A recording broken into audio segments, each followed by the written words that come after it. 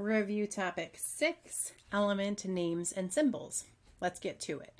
So what are the rules for writing chemical symbols on the periodic table? Well, usually it's the first one or two letters of the name, but sometimes old or Latin names are used.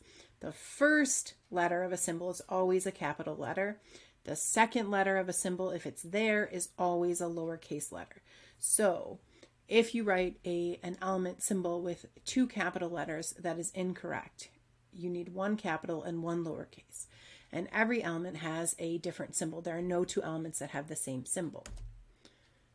All right. So here is what it looks like on table S. So you can see here's the symbol, here's the name. The symbol, the name, the symbol, the name. Here's the atomic numbers in increasing order.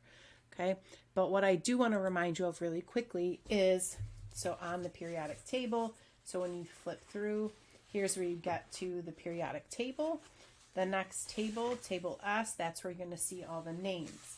But what I want to remind you about is the symbols. So the symbol for argon is AR.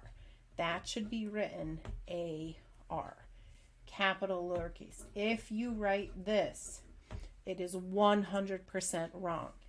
One capital, one lowercase. If it is helium, which that is helium symbol, writing it like this is wrong. Do not write it like this. Do not write it like this. This is the correct way. This is the correct way. So when you see this symbol, that is a capital C and a lowercase l. If it were a capital L, it would look like this. If it was a lowercase I, it would look like this. And if it was a capital I, it should look like this.